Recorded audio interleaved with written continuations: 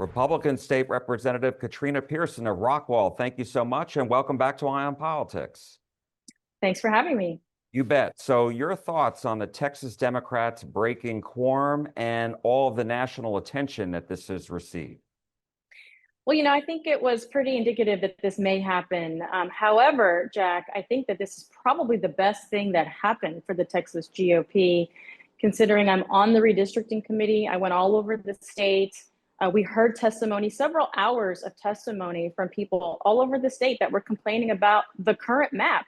And the proposed map actually addresses the majority of the concerns. And that is what is reaching national attention now, because the irony is that Democrats have fled to states like Illinois and New York, and these are the states that have already done this. And so it puts a spotlight really on them and their inability to stay and do their jobs. We have a constitutional obligation here. And the fact of the matter is, if you don't like a bill, like any other bill, there's a button on your desk to vote no. Instead, they chose to flee the state, backing up all of the other important legislation that we are trying to address, like legislation for the flood victims and lowering property taxes. You talked about a lot, so we'll go, break it all down. So let me just ask you first about the headline coming out this morning out of Chicago that there was a bomb threat against the Texas Democrats, the hotel that they are staying up in Chicago. Just your reaction to that. Well, I think that's terrible if that's true. I think that violence is just, I abhor it, has no place in politics. And I also think that, the rhetoric that's being used is inciting some of this. One of the issues we keep hearing is that, everything is racist. And in fact, Texas has maps that has increased minority representation. So I think a lot of the rhetoric is inciting some unnecessary attention. They blame the Republicans for the rhetoric. Well, of course they do. I mean, that's their MO. I mean, Democrats since the beginning of time have been, claiming racism and victimhood. And as I said, anybody can go back and watch the public hearings when it comes to minority representation. I mean, you had Congresswoman Sylvia Garcia come in, and she talked about having representation for people who spoke their language and their culture. Jasmine Crockett came in and talked about having people who voted who looked like you. And then here we are with maps who do just that. And if Democrats truly believe what they are saying about racism and representation, then Lizzie Fletcher should resign immediately. And let me ask you, because I do want to take a deeper dive in those maps, but I also want to ask you about what Governor Abbott filed, this emergency petition to remove the Texas House Democratic Caucus Chair, Jean Wu, from office. I saw on social media you agreed with that. Why is that? Well, because again, we all are away from our families. Kids started school today. People wanted to go on vacations. We've already been in session for 5 months. We are constitutionally required to be here. So pulling political stunts like that is not representing your districts because, again, you have buttons on your desk. That is your voice for your people. So this has upended all kinds of things like property taxes and flood victim relief. And these guys are fleeing for political purposes, and there should be accountability. Let me ask you, though, because the Texas Constitution does allow for quorum breaking. Isn't that a valid defense? Well, not only does the Constitution do all kinds of things, but there are also consequences outlined within the law. So here we are at a showdown at the state level. But what I'll also say is we have serious issues to address in the state of Texas, particularly with regards to the flood that happened after the regular session. And again, you are able to represent your district by voting your vote. And they don't want to do that because they don't want to face the truth, Jack. The truth is that minorities in the state are trending Republican, and that is what's actually being highlighted. And that's why I say it's probably the best thing that ever happened for us. And so let me ask you just on this point, because I know some lawmakers have already filed bills that would basically, if lawmakers don't show up for a consecutive amount of days, I think one of the bills said 7 days, that they, in fact, could be removed from office that way, and so make it a state law. Is that something that you would support? I would absolutely support that. Again, we are not paid the big bucks to do this, and people have jobs and they have families. So when you sign up for this, you are signing up to exercise a duty and you take an oath to the Constitution, and you need to show up to fulfill those duties. We have serious issues that we need to address with regards to the floods in this state. I mean, the whole country saw the devastation that Texas faced, and we should be addressing that today. But instead, Democrats are playing racial politics and stopping the process.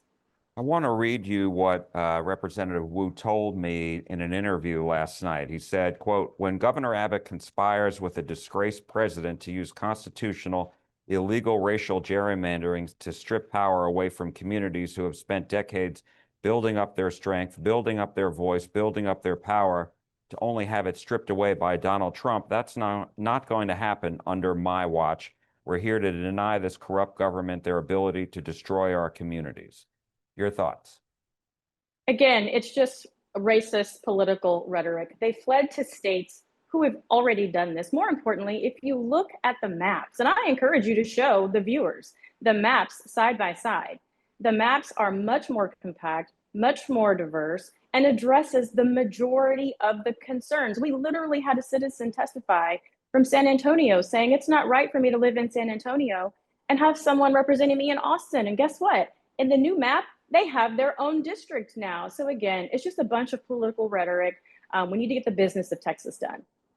And as far as the map, what do you say to the fact that, the president asked Governor Abbott to add this agenda item on the special session and, wanted 5 new Republican maps, and 2 of them come from South Texas. So all those districts along the border, most of them who voted for President Trump, would now be red districts. 1 district from Houston, 1 district from Austin, 1 district from North Texas. Congresswoman Julie Johnson, 32, that would be a Republican seat. And so why do you think this is the right move for Texas? Well, it's political, the way the state has been trending politically, and that is the law. We even had lawyers who testified who could not dispute the law. And again, the other states have already done this. Texas is just catching up. So I don't see anything wrong with it. It's definitely something that, I asked some of the members during the committee hearings is, do you believe that these minorities deserve accurate representation? And there's really no answer to that, but I believe they do. The people of Texas believe that they do. The Republican Party certainly believes that they do. And now they're going to have the opportunity because, to your point, President Trump flipped counties along the border, and those voters have a right to be represented by whom they choose. And do you think that redistricting is going forward, happen more often now? Obviously, everybody's used to once in a decade, and this changes things. And so now it would be in midterms for 2026. And do you think this is going to happen more often, and should it? Well, look, I think it depends on if your maps are being challenged or not. The Texas maps were being challenged, and that's really what I believe spurred all of this.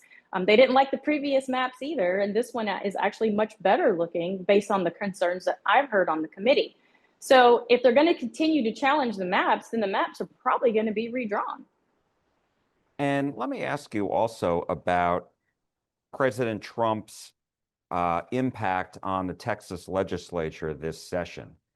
School choice, he very much encouraged lawmakers, the Republicans in the House, to pass the bill, and now he has endorsed all of them who voted for it for re-election. Then we saw the Justice Department come out and sue the state, which was resolved almost immediately as far as ending in-state tuition for Dreamers and people who are not here legally. And then at the same time, now we're seeing this where the president has asked Republicans to increase the number of GOP congressional districts in the state. So do you think that the president here is putting a, quote, Texas-sized stamp on the legislature this session? And what's your thought about that? Well, I think you mentioned, school choice. This has been something that has been going on for well over a decade before President Trump even became president. I mean, I was one of those people who supported school choice for many, many years, as with many of my colleagues. And I think it's great that this new influx of Republican freshmen agreed. And he didn't endorse every single Republican who voted for school choice. So I think that's important to point out as well. But at the same time, the other issues that you mentioned, again, have been on the tops of the minds of many conservative Republicans in the state of Texas. And this is just one of the new ones. Again, the maps were in court. I believe the federal trial, if you look at the news, I think was May. We ended session in June. The proclamation came in July. So everything is pretty much on schedule. So you don't think that President Trump has put a stamp on the legislative session this time? I think President Trump is standing up for the people of Texas because they want him to. He won the state. He has a lot of support here. He is the leader of the Republican Party. And so I think any leader of any party would have some sort of influence over the members, over the public. And I think it's been great, and Texas is better for it.